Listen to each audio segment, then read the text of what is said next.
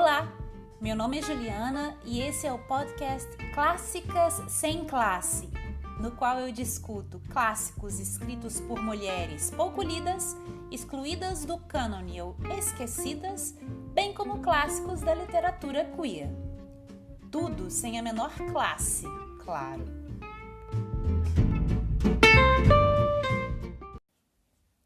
No episódio anterior, eu falei um pouco sobre as noções de clássico e cânone. Nesse episódio, falo sobre casas editoriais britânicas dedicadas a resgatar clássicos escritos por mulheres. São elas a Virago Press, Persephone Books e Rono Press. Virago, mulher robusta e forte, heroína guerreira. Mulher que tem aparência, gestos e atitudes que são considerados próprios dos homens. Varoa. Durante o Renascimento, uma mulher culta era chamada muitas vezes de virago. Naquela época, uma virago era uma mulher que, por sua coragem, compreensão ou realizações, elevava-se acima da massa de mulheres. Outro significado do termo virago é mulher má, megera, o que demonstra até que ponto uma guerreira, mulher forte, era vista como inerentemente inquietante para a ordem social. Mais recentemente, o termo é usado para designar uma mulher barulhenta e dominadora. A Virago Press é uma editora britânica com sede em Londres, criada em 1973 por Carmen Callil, e comprometida com a publicação de livros escritos por mulheres e livros sobre temas feministas. O nome Virago diz bem sobre o seu objetivo, que era provocar de uma forma um tanto insolente o mercado editorial da época, no início da década de 70. E colocar as mulheres no centro das atenções, explorar as histórias não contadas das suas vidas, para assim quebrar o silêncio em torno das experiências de muitas mulheres. Outro objetivo era mudar mesmo a forma como homens e mulheres se viam e publicar tanto novos livros de ficção escritos por mulheres, como também uma lista de clássicos redescobertos. Em suma, livros escritos por mulheres ou sobre mulheres. Em 1978, a editora criou a série pela qual ficaria mais conhecida, que é a Virago Modern Classics, uma lista de clássicos modernos dedicada a redescobrir escritoras esquecidas. A série, que existe até hoje, tinha a missão de publicar ficção escrita por mulheres, então fora de catálogo, e de dar vida a esses livros e a essas escritoras, a fim de que eles encontrassem novos leitores e demonstrar então a existência de uma tradição de literatura produzida por mulheres. A série de clássicos modernos também ficou reconhecida pelo design inicial das obras, que apresentavam naquela época, até o final da década de 80, início da década de 90, as famosas lombadas verdes com o logo da editora, que era uma maçã mordida, né? Esse design mudou com o tempo e agora, no ano passado, 40 anos da editora, da fundação desse catálogo, a editora então retomou as lombadas verdes com a capa um pouco diferente, uma coleção de lombadas verdes nova. A Virago foi objeto de um documentário veiculado pela BBC, o Channel 4, em 2016, e eu vou deixar o link para o documentário no box de descrição desse episódio. Indagada quanto aos padrões que um livro precisava atender para entrar na lista de clássicos modernos da Virago, a Carmen, a fundadora, respondeu: somente publicamos obras que tenham algo a dizer sobre a história das mulheres. E ela acrescentou: as pessoas eram muito desconfiadas do feminismo. Você gostaria de ver os arquivos com todo tipo de abuso que eu já recebi? Passei anos da minha vida tentando explicar que eu não odiava homens, mas você pode vir a odiar os homens se tiver que falar tanto sobre não odiá-los. A Carmen disse ainda que autoras como a Margarita Lasky, que atualmente é publicada pela Persephone Books, tinham muito receio de serem incluídas na lista da Virago, porque elas não queriam pertencer a qualquer coisa que achassem que as alienaria do público leitor masculino. A australiana Christina Stead, incluída na lista no início dos anos 80, à época achava que estava sendo publicada por um bando de lésbicas. Então havia muito preconceito. A Virago ainda existe, hoje liderada por Lenny Goodins, e desde 1995 deixou de ser independente e é um selo da casa editorial Little Brown. Da lista de clássicos modernos, que originalmente chegou a mais de 500 livros, apenas cerca de 120 obras permanecem em catálogo na Virago. Perséfone, na mitologia grega, é a rainha do mundo inferior. É a filha de Zeus com Deméter e é associada à primavera. O nome Perséfone foi escolhido pela editora como um símbolo da criatividade feminina, bem como um símbolo de novos começos, dos recomeços. A Persephone Books é uma editora independente, fundada pela Nicola Bauman em 1998 e que se concentra principalmente em publicar obras de escritoras esquecidas.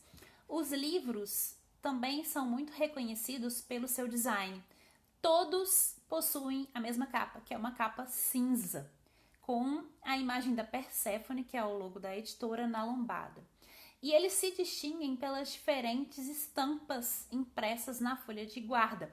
Essas estampas apresentam o estilo de tecidos de parede vintage que estava em voga no ano em que cada livro foi originalmente publicado.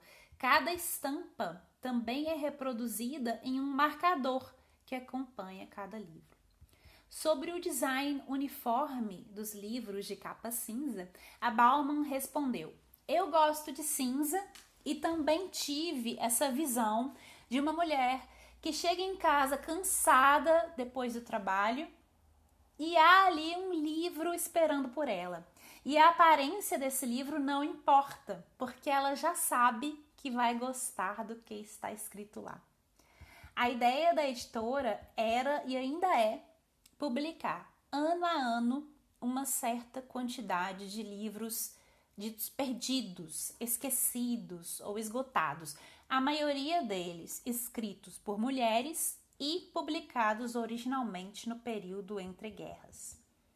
Indagada sobre o critério de escolha, critério de inclusão de um livro na lista da Perséfone, a Bauman afirma que todas as obras que ela publica giram em torno da ideia de casa. E todos são livros pelos quais ela sente um certo afeto. Ela só publica livros dos quais ela gosta. Sobre a ideia de criar a editora, ela afirmou que havia milhares de autoras, que as editoras feministas mainstream da época, como a Virago, por exemplo, não queriam publicar. E um exemplo de autora que está nessa lista de não publicáveis era Dorothy Whipple, que acabou por se tornar a escritora mais vendida da Persephone Books, mas à época a Virago ela tinha uma chamada Whipple Line, que é uma linha abaixo da qual ela não publicaria nenhuma autora, e aí essa linha era marcada pelos livros da Dorothy Whipple.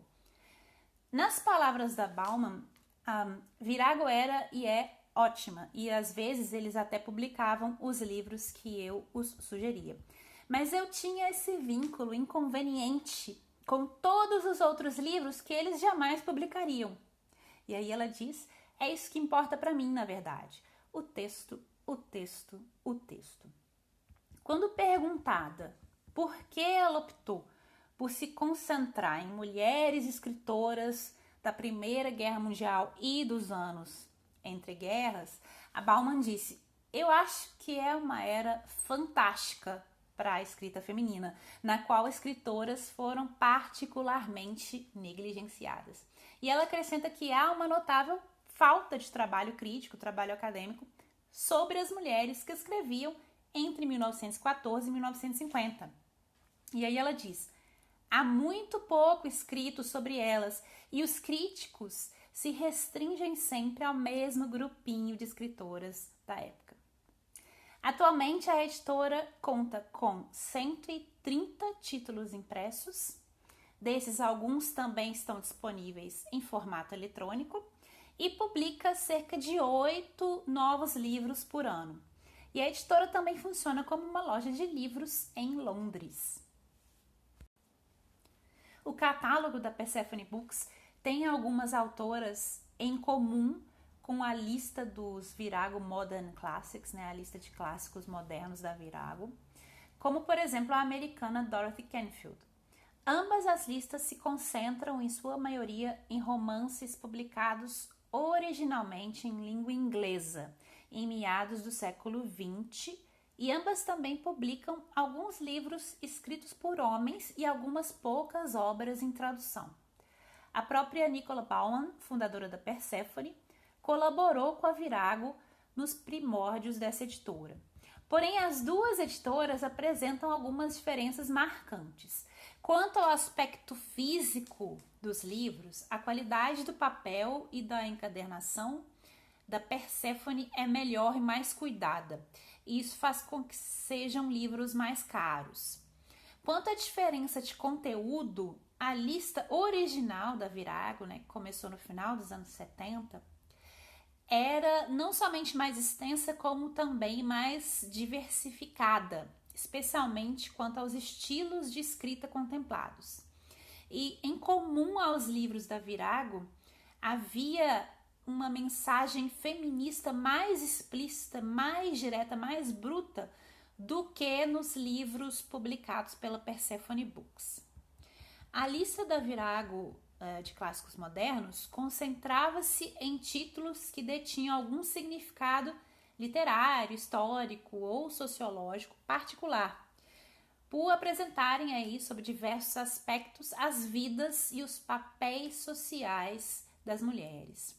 Eles estavam menos interessados no que veio a ser conhecido como ficção doméstica middlebrow. O que é isso? Esse é um termo um tanto pejorativo, ainda pejorativo, usado para indicar uma ficção considerada mais acessível, algo entre o highbrow e o lowbrow, algo aí entre o que era então considerado literário e o que era considerado puramente comercial.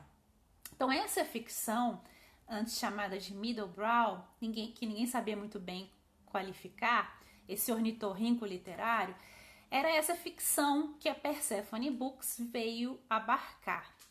Uma das principais escritoras da Persephone, a inglesa Dorothy Whipple, como eu já mencionei, teve a sua inclusão vetada na lista da Virago.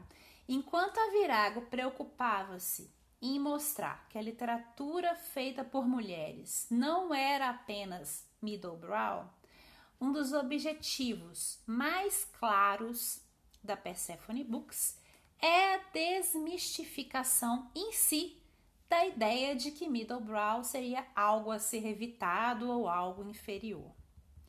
Nos últimos anos, a Virago tem se concentrado mais em escritoras contemporâneas e em escritoras mais antigas, mas que já têm audiências e reputações mais estabelecidas, como, por exemplo, a Barbara Pym, Daphne du Maurier, Elizabeth Taylor. Aqui é a outra Elizabeth Taylor, não a atriz. Havia uma escritora inglesa chamada Elizabeth Taylor, homônima. Inclusive, a Baumann escreveu um livro sobre ela com esse título, The Other Elizabeth Taylor. Então, parece haver um pouco menos de foco da Virago hoje em escritoras injustamente esquecidas, como a Dorothy Edwards, Letty Cooper, Pamela Frankel, autoras essas que antes compunham a lista de clássicos modernos da Virago e hoje estão novamente aí fora de catálogo. Se a Virago era mais diversificada quanto aos estilos literários contemplados, A Perséfone o é quanto aos gêneros que publica. Então, ela publica não apenas romances e contos, como também diários, memórias, poesia, cartas, ensaios e até mesmo um livro de culinária. Os livros que a Nicola Bauman publica refletem o seu gosto e só o gosto dela. E esse é o ponto principal. A lista da Perséfone é, de certa forma, bastante idiosincrática. E se você gosta do gosto da Nicola, você com certeza vai gostar dos livros dessa lista. Enquanto que na Virago não é tão certo, porque a diversificação é maior. O primeiro livro da Bauman, chamado A Very Great Profession, uma história dos romances escritos por mulheres de 1914 a 1938, eu não acredito que tenha sido publicado em português, mas esse livro de não ficção foi publicado em 1983 pela Virago. Então, sobre a Virago, a Nicola, que trabalhou com eles, que colaborou com eles, afirmou: eles eram absolutamente incríveis, mas as pessoas que dirigiram a Virago acreditavam em um tipo de feminismo muito mais bruto. O meu é mais gentil, mas eu sou sim feminista. A maioria dos livros da Perséfone é, de um modo ou de outro, centrada na ideia de lar. E indagada a respeito, a Bauman afirmou: a maioria das pessoas pensa que o feminismo é muito mais estridente e franco. Mas eu não estou realmente interessada nisso, porque acho pouco realista. Essa não é a forma como a maioria das mulheres leva a sua vida. A maioria das mulheres tem filhos e cozinha, mas também leva uma vida moderna, interessante e plena. Hon no é uma palavra galesa. Existem 3 maneiras de se referir ao termo ela em galês. Hon, que significa esta aqui. Hon na significa aquela ali. E hon no, que significa aquela que está em outro lugar. Eu gostaria ainda de mencionar brevemente nesse episódio uma terceira editora britânica, menos conhecida que a Virago e a Perséfone, mas também dedicada a resgatar clássicos escritos por mulheres. Fundada em 1986 por uma cooperativa de mulheres, a Hon no Press existe até hoje como editora independente, cujo objetivo é publicar autoras galesas, especificamente do país de Gales, clássicas e contemporâneas, apresentando uma perspectiva feminista. Eles publicam de 7 a 8 livros novos por ano. A editora possui um catálogo de livros clássicos de literatura feminina galesa, majoritariamente do século XIX e da primeira metade do século XX. São edições aí bastante simples, cujo design lembra um pouco o dos livros da Penguin Classics. As editoras Stephanie Tillotson e Penny Ann Thomas afirmaram terem sido bastante influenciadas pela Virago, lá na década de 80, quanto à ideia de resgatar clássicos esquecidos. E elas acrescentaram: isso é terrivelmente importante, resgatar o trabalho das mulheres, passado e presente, ajuda a construir um senso de identidade e de autoconfiança.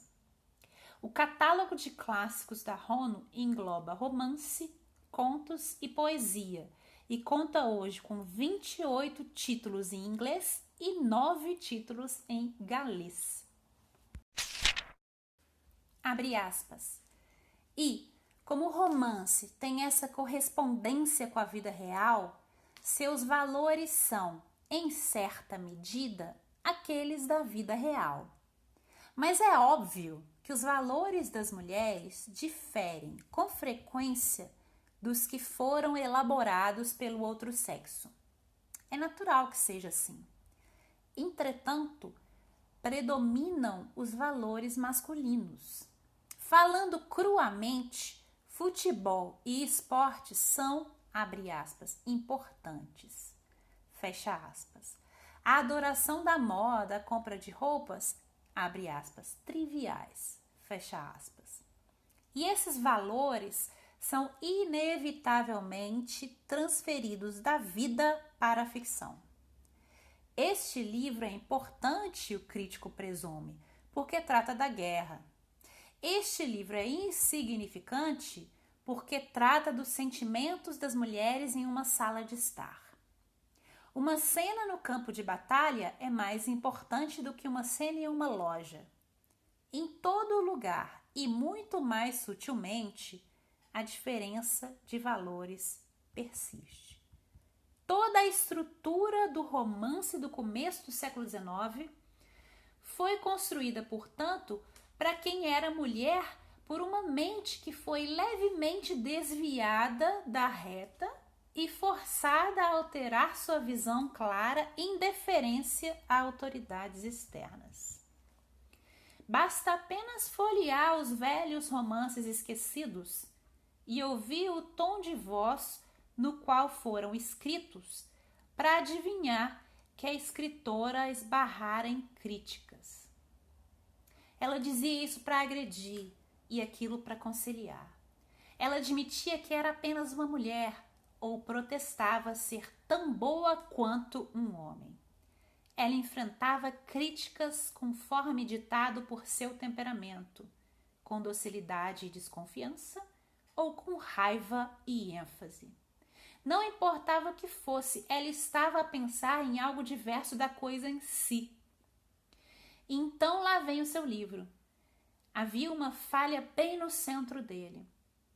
E eu pensei em todos os romances escritos por mulheres que restam espalhados como pequenas maçãs com buracos em um pomar pelas lojas de livros usados de Londres. Foi a falha no meio que os fez apodrecer. Ela alterara seus valores em consideração à opinião dos outros. Fecha aspas. Virginia Woolf, Um Teto Todo Seu, um trecho em tradução minha. A ideia de tematizar o conceito de middlebrow e de problematizar essa conotação negativa que ele assumiu, tal como foi proposto pela Nicola Bauman com sua lista de Perséphones, me faz lembrar do que afirmou a Elaine Showalter na sua obra A Literature of Their Own, uma literatura toda delas, eu não sei se esse livro foi traduzido, publicado originalmente em 1977. Abre aspas.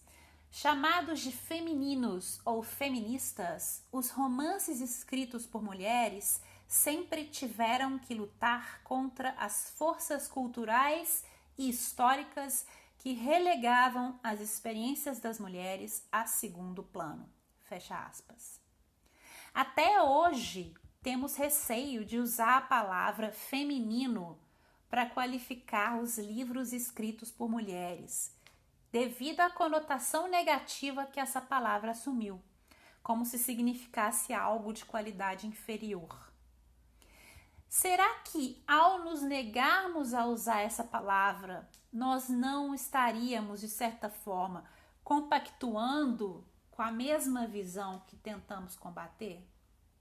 Ao nos negarmos a usar a palavra feminino, por receio da conotação negativa que ela possa ter, será que não estamos apenas reproduzindo essa conotação negativa, reproduzindo essa visão preconceituosa de que feminino é algo inferior?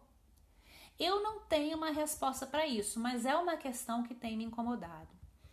Ao pensarmos sobre essas questões, enfrentamos essa espécie de duplo desafio, né?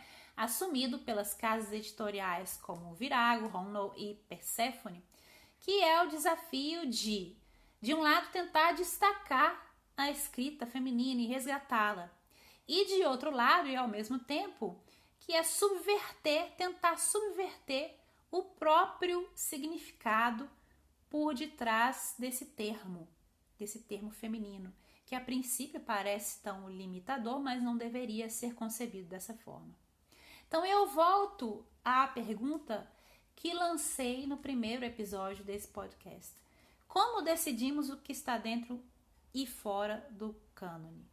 Quem é o árbitro dessa escolha? E principalmente, no que concerne ao tema debatido aqui, quem é o árbitro dos critérios que orientam essa escolha?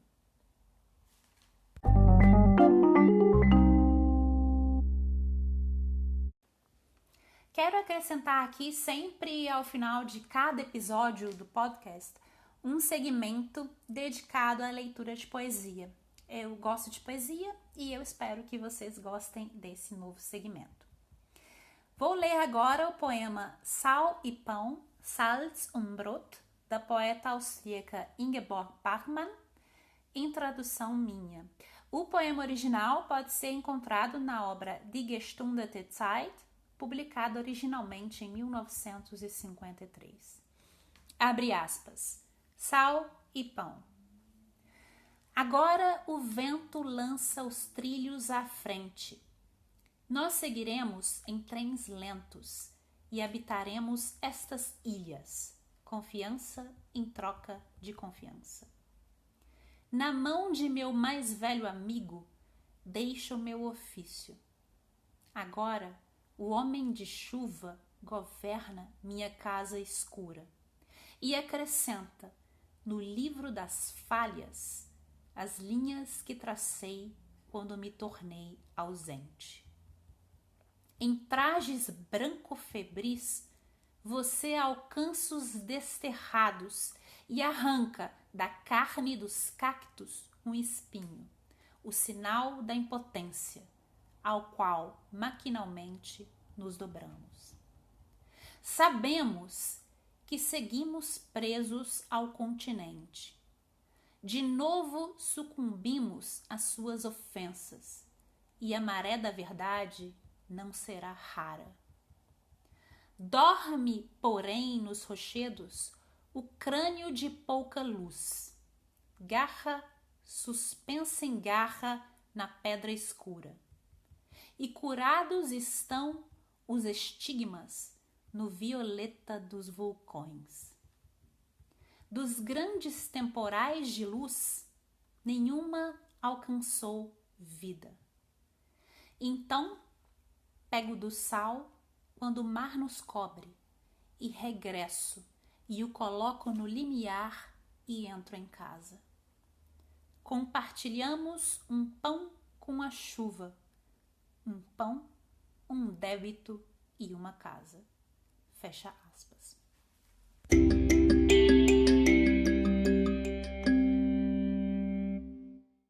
Pessoal, eu gostaria, antes de tudo, de agradecer a Juliana Gomes, Camila Navarro, Mari Daltico e ao grupo Leia Mulheres pelo apoio e por terem compartilhado o primeiro episódio do podcast no Instagram e no Twitter. Obrigada!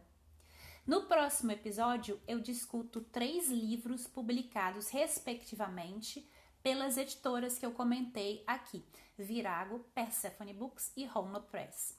São eles: The Vet's Daughter, A Filha do Veterinário, da autora inglesa Barbara Cummings; There Were No Windows, Não Havia Janelas, da autora irlandesa Nora Holt; e Jill, o nome da personagem principal, da autora galesa Amy Dillwyn. Até onde eu sei, esses livros ainda não foram publicados em português. Se vocês tiverem algum comentário, sugestão ou pergunta, ou mesmo se quiserem participar do podcast, basta entrar em contato comigo pelas minhas redes sociais, que estarão linkadas nas show notes desse episódio. Eu sou Blank Garden no Instagram e Blank Garden no Twitter. Caso vocês estejam ouvindo o podcast no aplicativo Anchor, vocês também podem me mandar mensagens de voz por lá, podem participar do programa com essas mensagens. Eu também disponibilizo as transcrições de cada episódio do podcast na minha newsletter, para quem não consegue ou não tem condição de ouvir. Todos os links vocês encontram no box de descrição do episódio. E agora eu tenho uma pergunta para você que me ouviu até aqui. O que você acha das propostas das editoras mencionadas nesse episódio? Qual a sua opinião sobre editoras dedicadas a resgatar e publicar obras escritas por mulheres? Qual a sua opinião sobre a ideia de middle brow? Deixe a sua opinião nas redes sociais do nosso podcast. Muito obrigada por ter escutado até aqui, espero que tenham gostado e até o próximo episódio.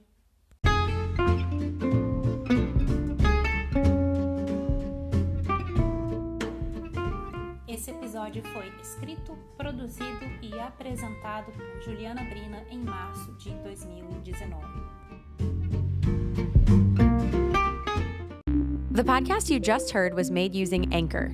Ever thought about making your own podcast? Anchor makes it really easy for anyone to get started.